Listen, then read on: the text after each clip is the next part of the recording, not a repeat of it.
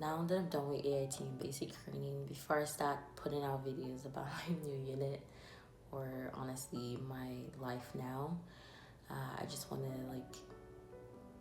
talk about some nostalgic stuff that happened. So, Greg Adams is like a temporary stop in my army journey, but it was one that left a lasting mark. Um, I made unforgettable memories there. Like, we were able to explore the city. We had fun, or a lot of fun. But it was also not easy per se. There were like times where the rules were just like, oh my god, you guys are doing too much. We all knew that going in, but nothing could really prepare us for the grind.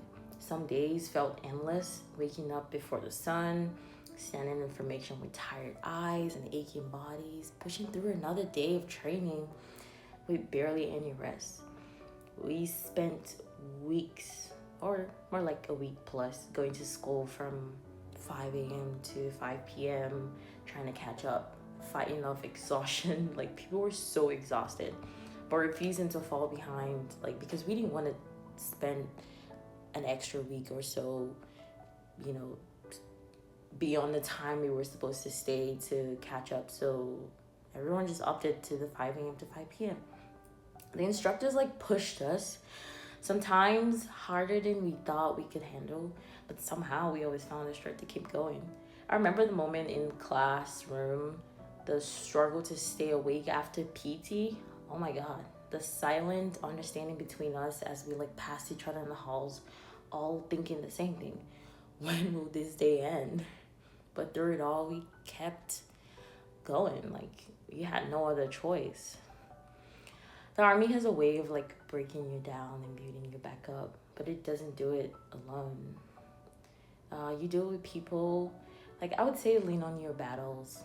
Try to make friends or make a friend and lean on them.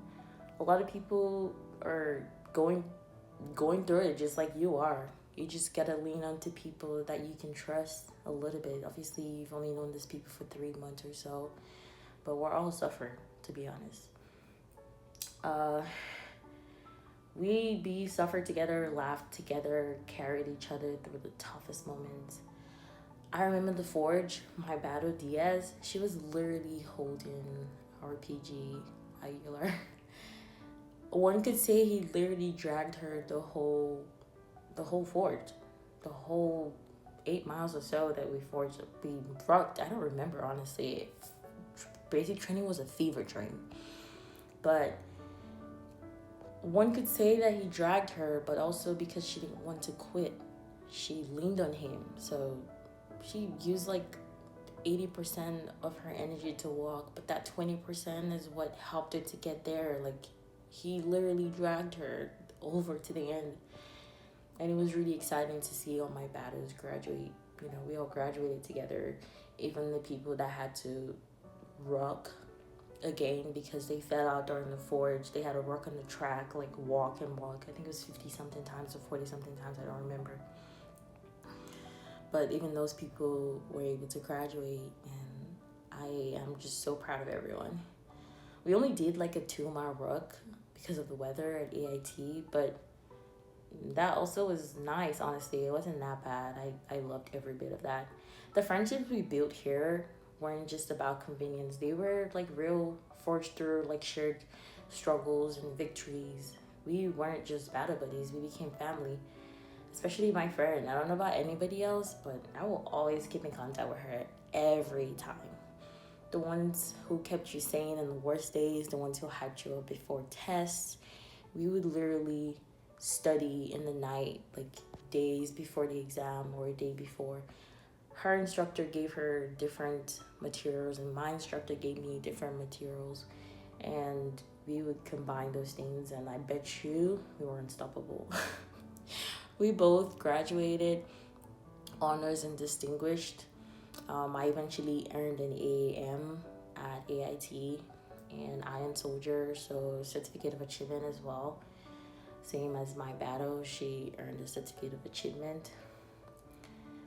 There were small unspoken moments. We're not supposed to eat in the barracks, but we all did it. We complained about the child, oh my god, child lines were the death of us. I'm gonna say it now. Yes, I was one of those people that skipped the line. Oh my god. Yes, I skipped the line. I skipped it. Come and get me. I'm here. We all did it. Some people would try to lie and be like, oh, I never did. No, literally everybody. Maybe one or two people didn't. But most people skipped the line. Most people skipped the line. It was long. It was frustrating. It was annoying. But as much as we wanted to like slow down, like AIT to slow down and move faster so we can graduate and go to our families and our friends, like we missed our people at home too. It went by fast. Saying that now is crazy, but AIT went by fast.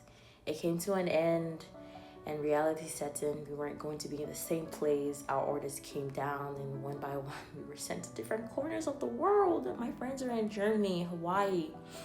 Saying goodbye was harder than I thought it would be. Like after months of waking up to the same faces, training side by side and pushing each other through the hardest days, we suddenly had to go our separate ways. Some of us went overseas, some of us to different parts of the US, and just like that, our little word for Gregg became a memory. Yes, it became a memory. AIT was never meant to be permanent, but that didn't make leaving any easier. It was a stepping stone, a place we passed through on our way to bigger things. But in those few moments, we changed. We came here as individuals, but we left as soldiers, carrying pieces of each other and the stories we tell and the lessons we learned. No matter where you go, no matter how far apart we are, the bond we built here will always be there. Because AIT wasn't just training, it was a place where we became who we are today. And no matter where the Army takes us next, we'll always have this. To my battles, to the friendships, to the memories, thank you. Fort Gregg Adams was never our final destination, but for a short time, it was home. Congrats, battles. And it's like months after graduation, but I had to put this out.